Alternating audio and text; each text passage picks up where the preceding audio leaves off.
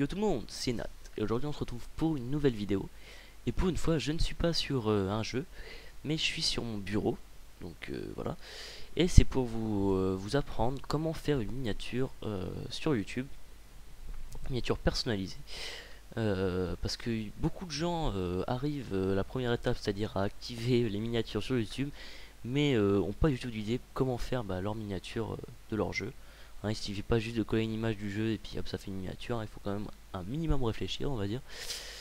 Donc tout d'abord, pour ceux qui ne le sauraient pas, pour activer les miniatures, il faut que dans votre compte YouTube, vous alliez dans paramètres, juste ici, vous allez atterrir sur cette page, il faut aller sur monétisation, et il faut juste en bas là où vous voyez qu'il y a marqué désactiver la monétisation, il faut que vous fassiez activer la monétisation. Voilà. Donc bien sûr vous ne serez pas rémunéré pour les vidéos que vous allez faire après avoir fait cela, parce que bien sûr il faut mettre une carte bancaire, faut on va dire lié par une carte bancaire, mais ça vous permet malgré tout d'avoir des avantages sans forcément monétiser vos vidéos. Voilà. Donc pour vérifier, un coup vous avez fait ça pour vérifier si vous avez si vous pouvez faire vos, vos miniatures tout simplement, il faut aller dans fonctionnalités. Donc là il y a tout un tas de choses. Déjà il y aura obligatoirement activé pour la monétisation tout simplement. Déjà ça c'est un bon point.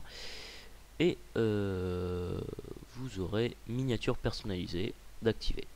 S'il n'y a pas, allez voir, revenez sur monétisation et essayez de voir un peu ce qui va pas. Voilà. Donc, un coup vous avez fait ça, vous allez pouvoir faire vos miniatures.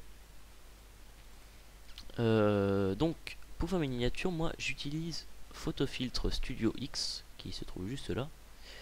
C'est un logiciel qui est normalement payant, mais que vous pouvez, comme Photoshop, vous pouvez très bien les avoir gratuitement. Hein, je ne vais pas vous expliquer plus loin. Voilà. Donc, un coup vous avez Photofiltre Studio, vous allez pouvoir l'ouvrir. Et voilà. Donc, là, ça, je peux les mettre comme ça. Donc, vous allez faire fichier nouveau, tout simplement. Et donc, là, chose très importante à noter, pour vos miniatures, il y a une taille à respecter, on va dire. Et la taille, c'est du 320 par 180 pixels. Si vous allez plus loin, la miniature sera beaucoup trop grosse. Donc, à vous d'essayer de voir comment vous pouvez faire.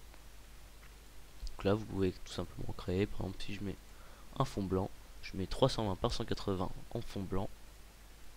Voilà, et puis j'aurai mon fond, tout simplement, ça me fera un fond.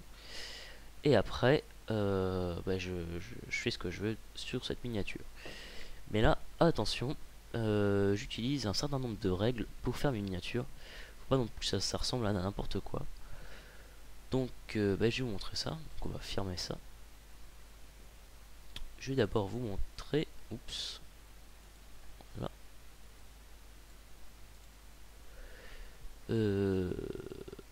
Tout d'abord avec une miniature assez simple, on va dire. Si j'arrive à la prendre. Oula, j'ai du mal. Voilà. Donc ça, c'est une miniature que j'ai fait pour mon tutoriel Redstone. Hein. Je vous conseille d'aller le voir. Il est pas très compliqué, mais bon, je pense que tout le monde peut y arriver. Donc je vais pas faire de la pub sur cette vidéo non plus. Donc, alors les règles que j'utilise, c'est tout d'abord une certaine symétrie dans vos miniatures. En effet, si vous regardez, si on coupe l'image en deux, là ici, à peu près ici, voilà, on verra qu'il y a à peu près la même chose d'un côté et de l'autre. À peu près, hein. Évidemment on peut pas faire quelque chose de strictement symétrique, pardon. Donc, comme vous pouvez le voir, si je coupe en deux, le titre a à peu près le même nombre de lettres d'un côté que de l'autre. Il y a deux blocs de chaque côté. Le titre par ce sous-titre aussi est bien la moitié de chaque côté. Et pareil pour là, vous voyez Binat Petit, c'est à peu près symétrique à inédit. Quelque chose près, hein, évidemment, c'est pas tout à fait symétrique.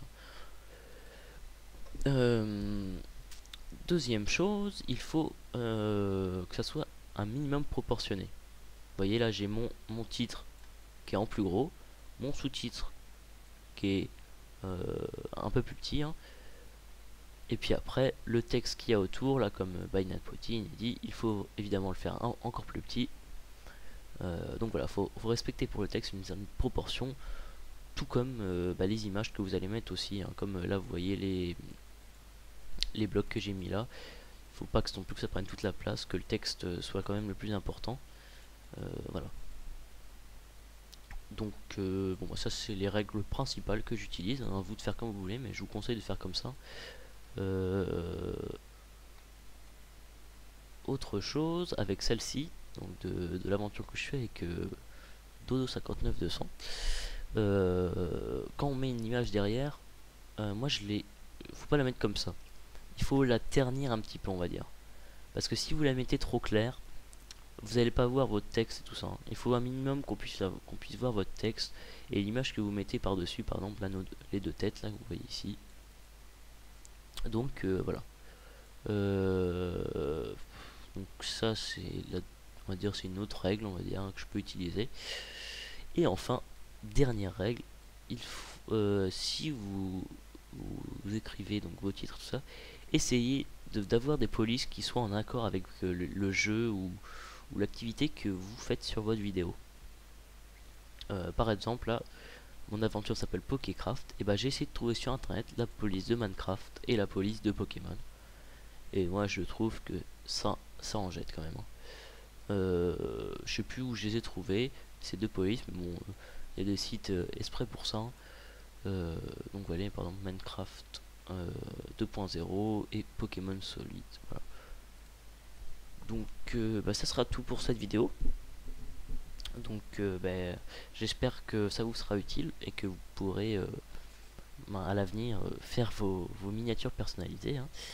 Et donc ça sera tout pour aujourd'hui. On se retrouve pour une prochaine vidéo.